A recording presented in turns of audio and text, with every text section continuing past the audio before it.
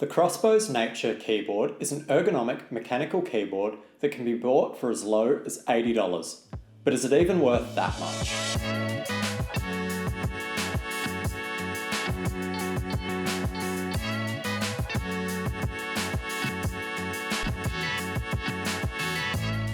The Crossbow's Nature keyboard is an inexpensive ergonomic keyboard with some notable features. To fully test this keyboard, I've endeavoured to type this entire script for this review on the Crossbow's keyboard, no matter how difficult it is. The Crossbow's keyboard features a fully mechanical 86 key layout that is splayed down the centre with some commonly used keys in the middle of the splay. The switches used for this keyboard are the Gadget Blues, which boast a unique clicky feel with a loud sound. I have to say, these switches are very nice to type on. They seem to have quite a low actuation force and seem very consistent. They have a very pronounced tactile bump and are claimed to be hot swappable. However, I'm not game enough to test this and break a keyboard for the sake of this video. The Crossbow's is also an RGB keyboard. However, changing the modes and colours is quite difficult as you have to use a combination of the function button and the function row to change these settings. However, none of these settings are labelled. What I have found is that the function button plus the up and down arrows changes the brightness, and the function buttons along with F5 to F12 changes the mode. F10 through to F12 also has an indicator to tell you that mode is selected. However, this is not the same for F5 to F9. The function button along with the left and right arrows also changes the speed of these effects. I have to be honest that my immediate impressions when I initially started using this keyboard were not the best. I had many problems with the ergonomic layout that stemmed further than me not using an ergonomic keyboard for a long time. To put this in perspective, on a new keyboard I can type at a pace of 50 adjusted words per minute with 96% accuracy. But with the Crossbow's, I was only able to type at a pace of 18 adjusted words per minute with 90% accuracy. To be fair, by the end of writing this script, I was able to type on this keyboard at a pace of 40 adjusted words per minute with 97% accuracy.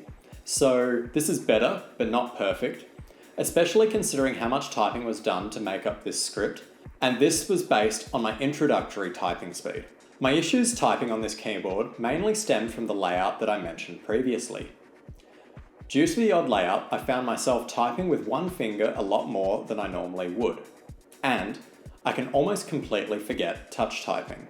In addition to that, I believe this keyboard committed one of the vilest keyboard sins, which is shortening the modifier keys on the left-hand side of the keyboard. To make this worse, the keys on the extremities of the board are sunken down on the board by about 5 to 10 millimeters. This made missing these keys extremely common. For example, it was common for me to mistype an S in the place of A in certain words. Moreover, I found that I never used the keys that reside in the middle of the display, as my brain never recognised them as being there, as this is not standard even among ergonomic keyboards. Realistically, none of this matters because I found that the keyboard's biggest issue was that it did more harm than good and hurt my wrist whilst I was using it.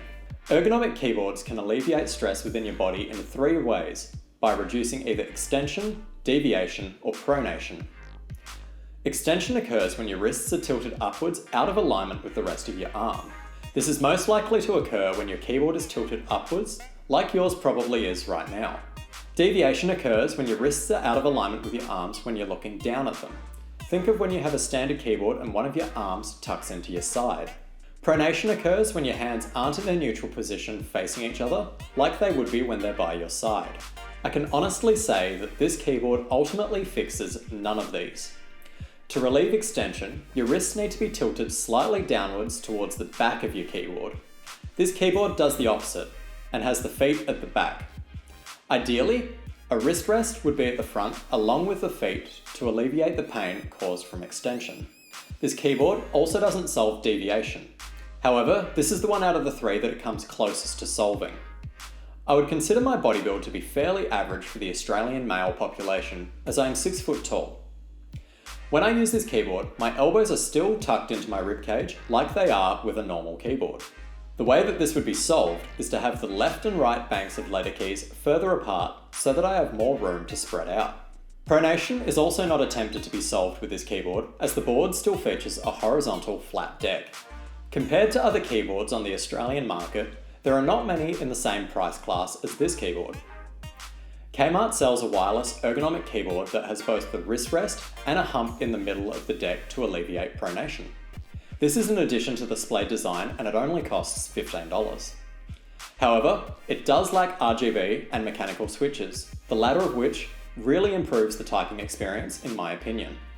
JB Hi-Fi also sells the Microsoft ergonomic keyboard for $80, which has a lot of the same features and drawbacks as outlined for the Kmart keyboard.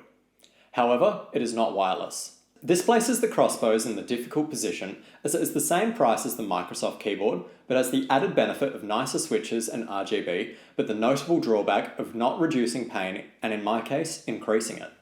There are also other ergonomic keyboards that are available on the Australian market that do solve these issues. However, they can cost upwards of $600 to $700. So that's the Crossbows Nature Mechanical Keyboard, one that boasts a lot of features for an extremely attractive price. Personally, I do like all of these features in a vacuum, and separately, there is very little that I have to complain about.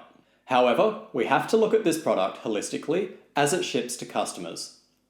In that case, I do struggle to recommend this keyboard. It is cool, don't get me wrong, but it fails at the one thing that it's meant for, and that is reducing stress and pain. If you're a Gadget user and have a considerably smaller build than me, then I would actually rate this product quite highly given its price, at around 4.2 stars. However, if you have an average to larger build, then this keyboard becomes progressively less useful, and I would struggle to give it any more than 2 stars.